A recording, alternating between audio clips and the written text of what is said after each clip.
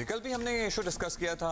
हमारे स्टार शाहिद आफरीदी की social media पर ट्रोलिंग का सिलसिला जारी है। पीटीआई की तरफ से ऑब्वियसली पीटीआई के मुंसलिक सोशल मीडिया अकाउंट्स और ओहदेदारान उनके खिलाफ इस हद तक चले गए हैं कि खुद पीटीआई रहनुमा शेर अफजल मरवत, हम्माद अजहर, उमर अयूब, अली मोहम्मद खान को ट्वीट करके शाहिद आफरीदी की हिमायत में बोलना पड़ गया। लेकिन फिर क्या हुआ? वही सोशल मीडिया अकाउंट्स और ओहदेदारान, जिनमें अजहर मिश्रानी शामिल हैं, सब शाहिद आफरीदी की हिमायत में बोलने वाले पीटीआई रहनुमाओं के पीछे पड़ गए। सोशल मीडिया पर दबाव बढ़ा तो शेर अफजल मरवत को अपने मौक़िफ़ से पीछे हटना पड़ गया। अच्छा, ये आपने देखा है और ऐसा पहली बार नहीं हुआ। पहले भी गौहर खान और शेर अफजल मरवत अपने सोशल मीडिया कारकुनों के दबाव में आकर अपना मौक़िफ़ तब्दील कर चुके हैं। वज़ीर आला खैबर पख्तूनख्वा अली अमीन गंडापुर इसकी ताज़ा मिसाल है। 13 मार्च को उन्होंने वज़ीर आज़म शहबाज शरीफ से मुलाकात की, जिसके बाद तवक्को की जा रही थी कि पीटीआई और नून लीग के दरमियान बर्फ़ पिघलने लगेगी। लेकिन जब पीटीआई से मुंसलिक सोशल मीडिया अकाउंट्स उनके खिलाफ हरकत में आए तो अली अमीन गंडापुर ने दबाव में आकर वफाकी हुकूमत के खिलाफ जारहाना बयानात देकर पार्टी से अपनी वफादारी साबित की। आज ये मेरी पहली मुलाकात थी वज़ीर आज़म साहब के साथ। बड़ा पॉजिटिव रहा। उन्होंने फुल सपोर्ट किया कि ध्यान कराई, अच्छी बातचीद हुई, पॉजिटिव हुई। जो वादा किया गया वो उन्होंने इंश्योर किया कि जो बात हम करेंगे। वज़ीर आज़म से बात हुई कोई? यार वो खुद फॉर्म 47 वाला है, उससे मैं उसको क्या बात है, की बात करूंगा उससे। बाकी ये जो हुकूमत बनी हुई है ये मैंडेट के बगैर है।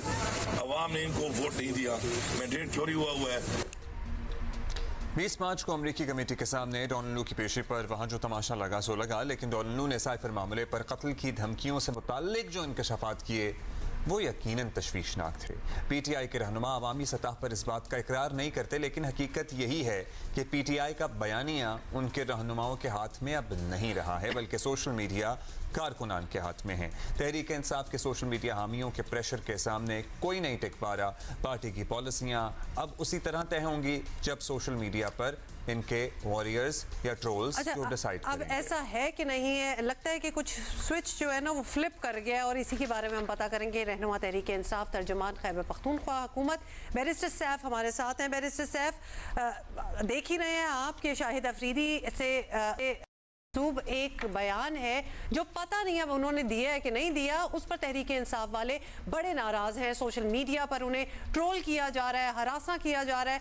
क्या पार्टी कारकुनों को तहम्मुल का मशवरा देंगे या शाहिद आफरीदी को कहेंगे कि उन्हें बयान देते हुए मोहतात रहना चाहिए था, उनको फोरवॉर्न करेंगे कि आइंदा ना करें? किस तरह इसको हैंडल करना है?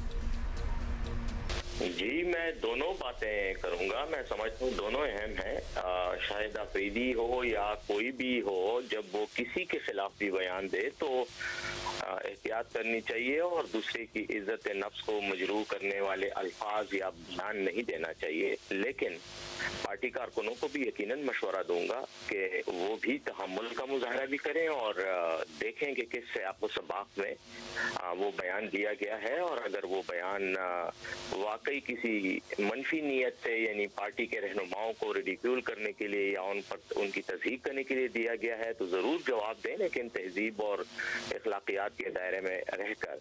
और अगर वो जवाब किसी बुरी नीयत से नहीं दिया, वो सवाल किसी बुरी नीयत से नहीं है, या वो बयान जो है उसके पीछे कोई मनफी सोच कार फरमा नहीं है, तो फिर अवॉइड किया करेगा। बैरिस्टर साहब, मतलब आप शाहिद आफरीदी को भी साथ ही तंबीह कर रहे हैं, मतलब ना उन्होंने किसी को गाली दी, ना उन्होंने किसी को बुरा भला कहा। वो क्या एहतियात करें?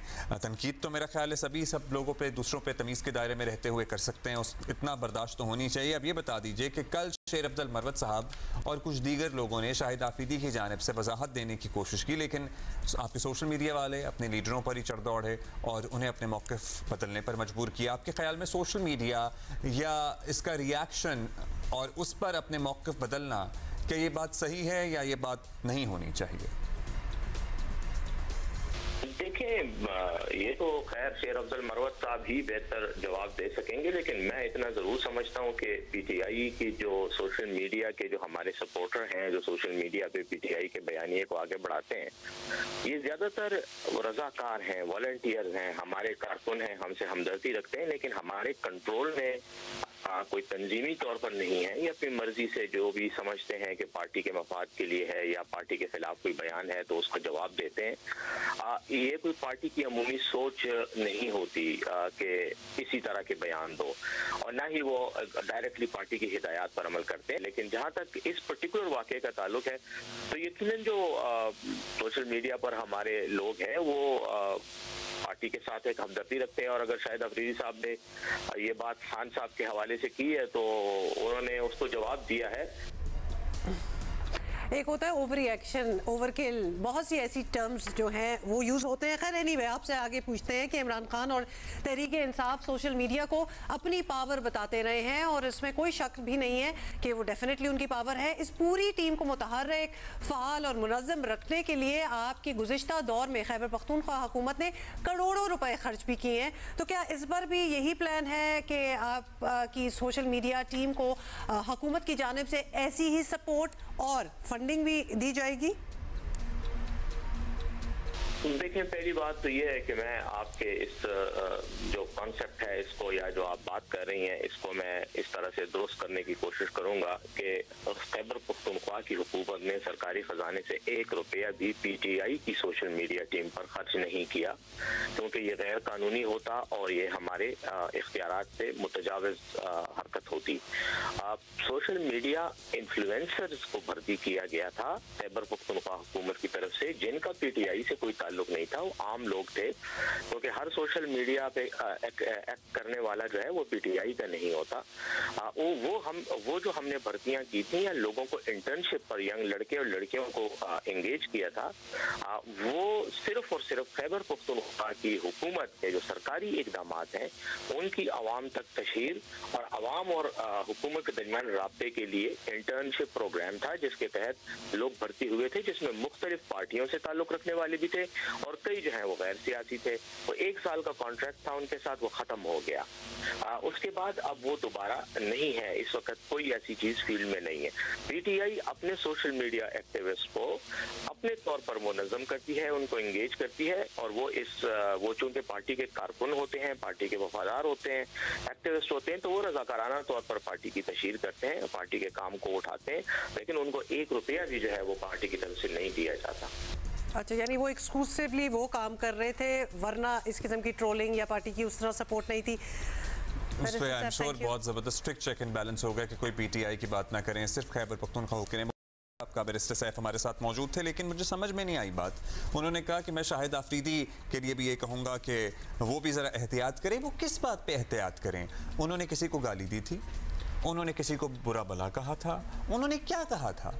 उन्होंने तो तनकीद भी शायद नहीं की थी। एक्चुअली उन्होंने तो शायद तकलीफ शायद ये भी हो सकती है कि उन्होंने कुछ नहीं कहा था, उन्होंने शायद नहीं कहा, तो ये प्रॉब्लम भी हो सकती है। उन्होंने मुबारकबाद दी थी अपेरेंटली मुल्क के मौजूदा वजीर आजम को, सो शायद इस वजह से भी उन्हें टारगेट किया गया, या और भी कोई वजूहात हो सकती हैं। लेकिन पीटीआई के रहनुमाओं का ये कहना कि शाहिद अफरीदी एहतियात करें, ऐसी बात ना करें जिससे जज्बात मजरू हो रहे हैं। मैं समझ नहीं पा रहा कि इस वक्त तो शदीद जज्बात मजरू हुए हैं ना, और शाहिद अफरीदी ने तो अपेरेंटली अब तक किसी से कोई बदतमीजी नहीं की है। तो ये मतलब ये थोड़ी सी अपना सेंसिटिविटी लेवल को भी मेरा ख्याल है कि ऑल्टर कर लेना चाहिए, खासतौर पे जो ये पीटीआई के सोशल मीडिया अकाउंट्स और ये सब कुछ हैंडल कर रहे हैं, कि इतने ट्रिगर हैप्पी ना हो कि किसी ने अगर कुछ नहीं भी कहा और कहना चाहिए था तो आओ उसको अब हम ट्रोल करें, मतलब इजी हो जाए सारे। Basically let us all step into a new दौर। अब वो वाला unbelievable level of trolling and I am sorry but जो कि हरासमेंट के जुमरे में चली जाती है,